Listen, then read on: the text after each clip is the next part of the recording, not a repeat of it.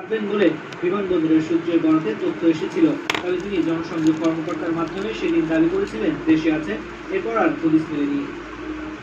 বিজ্ঞানমন্ত্রী স্থপতি ইয়াফিস ওসমান, স্বাস্থ্যমন্ত্রী শামসুল্লাহ সেন, রেলমন্ত্রী জিল্লুর হাকিম, জনপ্রশাসন মন্ত্রী ফরহাদ হোসেন, ক্রীড়ামন্ত্রী নাজমুল হাসান পাপন, পরিবেশ মন্ত্রী সাবের হোসেন চৌধুরী, শিক্ষামন্ত্রী মহিবুল হাসান চৌধুরীর অবস্থান স্পষ্ট নয়। তবে বেশিরভাগ দেশে আছেন, নিরাপদে অবস্থান করে দেশত্যাগের নিরাপদ পথ খুঁজছেন। গণশিক্ষা প্রতিমন্ত্রী রুমানা আলী খুশি পরিবার সহ মালয়েশিয়া ও অর্থ প্রতিমন্ত্রী ওয়াসিকা আয়েশা খান কানাডায় পাড়ি জমিয়েছেন। এদিকে দেশ ত্যাগ করতে গিয়ে জাকরিল যোগাযোগ ও তথ্য প্রযুক্তি প্রতিমন্ত্রী জুনায়েদ আহমেদ পলক আটক হয়েছেন।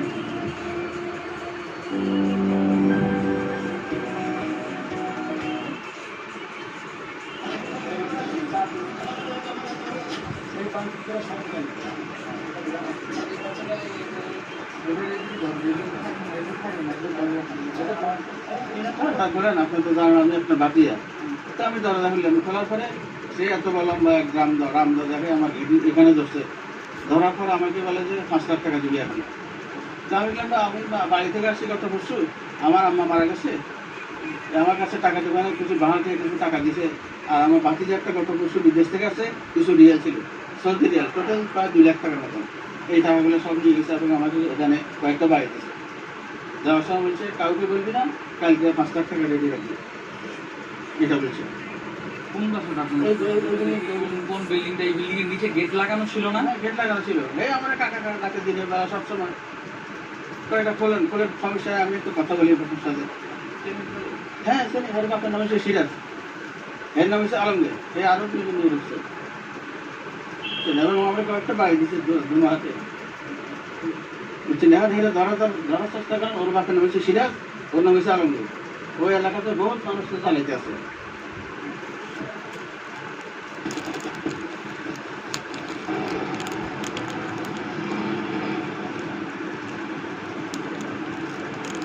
রাত 2টা থেকেই কিন্তু আমি আসলে এই মোহাম্মদপুর এলাকায় ছিলাম। আমাদের কাছে বেশ কিছু তথ্য ছিল যে মোহাম্মদপুর এলাকায় ডাকাতি হচ্ছে কিংবা বিভিন্ন বিচ্ছিন্ন তথ্য আমাদের কাছে কিন্তু ছিল। তবে মোহাম্মদপুর এলাকায় আসার পরে নবোদয় যে বাজার, সেই বাজারে আমরা যাই এবং আমাদের কাছে তথ্য ছিল একটি নির্দিষ্ট বিল্ডিংয়ে কিন্তু আসলে ডাকাতি ঘটনা ঘটছে। পরক্ষণে আমরা সেই ভবনের কাছাকাছি চলে যাই এবং সেখানে যেয়ে দেখতে পারি যে আসলে কিছু দুর্বৃত্তরা কিন্তু সেখানে ডাকাতি করেছে, তাণ্ডব চালিয়েছে। পরক্ষণে আমাদের সাথে সাথে কিন্তু সেখানে সেনাবাহিনীর যে টহল দল তারাও কিন্তু সেখানে চলে আসে এবং যে আমরা সেখানে স্পটে যাওয়ার সাথে সাথেই কিন্তু তারা বেশ কয়েকটি মোটর সাইকেল নিয়ে কিন্তু সেখান থেকে পালিয়ে যায়।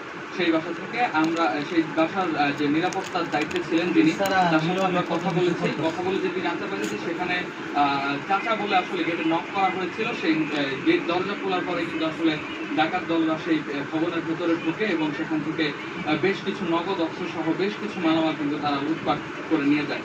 এবং মোহাম্মদপুর ওই নবোদয় বাজার ছাড়াও কিন্তু আমরা মোহাম্মদপুরের বেশ কয়েকটি এলাকায় কিন্তু আমরা গিয়েছি এবং সেখানে আমরা দেখতে পাচ্ছি যে বিভিন্ন যে মসজিদের মাইক, সেই মসজিদের মাইকেও কিন্তু আসলে ঘোষণা দেওয়া হচ্ছে যে যেন সবাই যেন সতর্ক অবস্থানে থাকেন এবং যার যার নিরাপত্তার স্বার্থে যেন লাঠিসোঁটা নিয়ে যেন সারা রাস্তায় থাকে। আমরা সেই মোহাম্মদপুর বেরিবাদের যে রাস্তাটি সেখানেও আমরা ঘুরেছি, সেখানে আমরা দেখতে পেয়েছি যে রাস্তায় আসলে অসংখ্য মানুষ, তারা বিভিন্ন অলিতে গলিতে রাস্তার মোড়ে কিন্তু তারা আসলে লাঠিসোঁটা নিয়ে অবস্থান করছিলেন এবং তারা আমাদের কাছে পেয়ে আমাদের যেটি জানিয়েছেন যে তারা বেশ নিরাপত্তাহীনতায় ভুগছেন, সেখানে নিরাপত্তার খুবই অভাব সেটি আমাদের তারা জানিয়েছেন এবং সেখানকার যে নিরাপত্তা ব্যবস্থা সেটি কিন্তু জোরদারের দাবি জানিয়েছেন। এবং প্রতিটি এলাকায় বিভিন্ন মসজিদে, বিশেষ করে মোহাম্মদপুর ভাঙা মসজিদ এলাকাতে ভাঙা মসজিদটি আছে, সেই মসজিদ থেকেও কিন্তু আসলে মাইকিং করা হয়েছে এবং শ্যামলী এলাকায় যে আমরা বেশ কিছুক্ষণ ধরে অবস্থান করছি, শ্যামলী এলাকায় আমরা শুনতে পাচ্ছি যে বেশ কিছুক্ষণ মাইকে অ্যানাউন্সমেন্ট করা হয়েছে, বেশ কিছুক্ষণ মাইকে ঘোষণা দেওয়া হয়েছে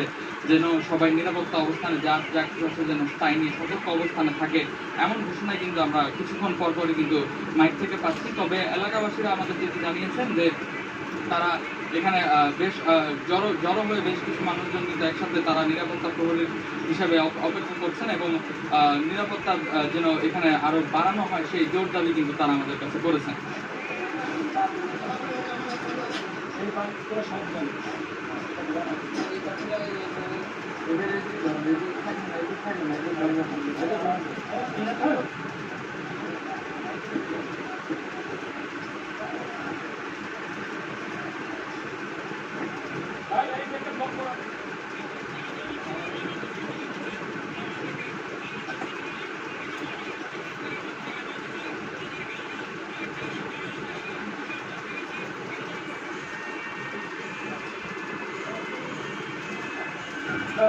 পরিস্থিতি শৃঙ্খলার মধ্যে পাই।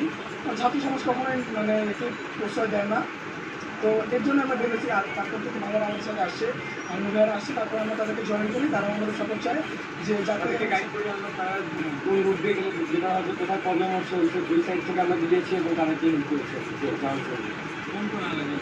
আমরা বেসিক্যালি মোহাম্মদ প্রিয় দর্শক, আমি আরাফাতুল ইসলাম কথা বলবো শেখ হাসিনার পুত্র সজীব ওয়াজেদ জয়ের সঙ্গে বাংলাদেশের যে অন্তর্বর্তীকালীন সরকার গঠিত হতে যাচ্ছে সেই সরকার এবং শেখ হাসিনার অবস্থান মন্তব্য নিয়ে জনাব সজীব ওয়াজেদ জয় ছেলে থেকে আপনাকে স্বাগত জানাচ্ছি।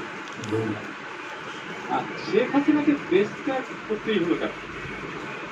কারণ ওনার উপর তখন বর্তমানে তো আপনারা দেখতে পাচ্ছেন যে এখন তো বাংলাদেশে যেভাবে সংঘর্ষ চলছে, যারা অপরাধ চলছে, তখন আপনার এটা শুরু হয়ে গেছিল এবং তারা সিদ্ধান্ত দিয়েছিল যে তারা গণভবনকে হামলা করে। তখন আমাদের সে কিন্তু দেশ ছাড়তে চান। আমরা পরিবার থেকে তখন ওনাকে কনভিন্স করলাম যে না, শুধু প্রচেষ্টা নেই, ওরা একটা তোমাকে হত্যা করবে, তোমার দেশ ছেড়ে যেতেই। কিন্তু এর ফলে আওয়ামী লীগের নেতা সমর্থকরা কি এক ধরনের বড় ধরনের ঝুঁকিতে পড়ে যায়নি? বিশেষ করে আমরা দেখতে পাচ্ছি যে বিভিন্ন স্থানে তাদের উপর হামলা হচ্ছে বলে খবর পাওয়া যাচ্ছে। হ্যাঁ, সেটা স্বাভাবিক।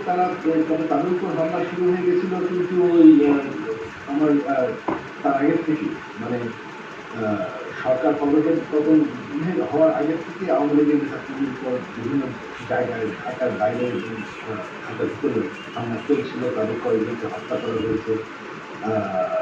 তো এখানে যে শুধুমাত্র সরকারের দোষ দেওয়া হয়, আওয়ামী লীগের দোষ দেওয়া হয়, সেটা ঠিক না। এখন তো দেখা যাচ্ছে আওয়ামী লীগ আওয়ামী লীগ সরকার না, তবে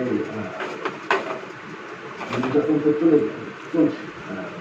আমাদের সকল মন্ত্রীদের বাসা জ্বালিয়ে দেওয়া হয়েছে, বঙ্গবন্ধু মিউজিয়াম পর্যন্ত জ্বালিয়ে দেওয়া হয়েছে, যেখানে জাতির জনক বঙ্গবন্ধু এবং আমার পুরো পরিবারকে হত্যা করা, যেটা একটা মিউজিয়াম ছিল, সেটাকে তারা পুরো আমাদের নেতাকর্মী কয়েকজন এমপি মারা গিয়েছেন, অনেক নেতাকর্মীকে হত্যা করা হয়েছে।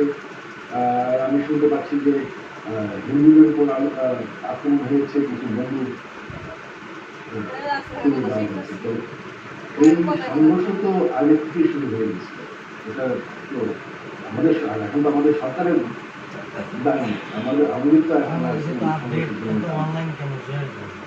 আওয়ামী লীগের সিনিয়র নেতৃবৃন্দ বলছেন যে শেখ হাসিনার দেশ ত্যাগের ব্যাপারে তারা জানতেন না, এমনটাই পত্রপত্রিকায় খবর আসছে এখন। তো এই বিষয়টি কি সত্য? না, এটা আসলে সিদ্ধান্ত হয়েছিল একদিন আগে। উনি সিদ্ধান্ত নিয়েছিলেন, আমরা কয়েকজন শুধুমাত্র জানতাম যে তিনি ঘোষণা দেবেন তিনি পদত্যাগ করছেন এবং একটা সংবিধান অনুযায়ী যাতে একটা ট্রানজিশনাল পাওয়ার হয়, সেটাই ছিল ওনার প্ল্যান। তবে যখন তারা ওই গণভবনের দিকে মার্চ করা শুরু করল, তখন আমরা ভয় পেলাম যে আর সময় ওনারা এখন দিয়ে। কিন্তু একদিন আগে আপনারা যখন সিদ্ধান্ত নিলেন তখন সেটা ঘোষণা না দেওয়ার কারণ কি ছিল? ওটা পরের দিন ঘোষণা দেওয়ার কথা ছিল যে প্রস্তুতি নিয়ে ট্রানজিশনাল পাওয়ার কী হবে কনস্টিটিউশন অনুযায়ী, এটা ঠিক করে করা যায় না। আপনার রাজনীতিতে আসার সম্ভাবনা আছে কি এখন?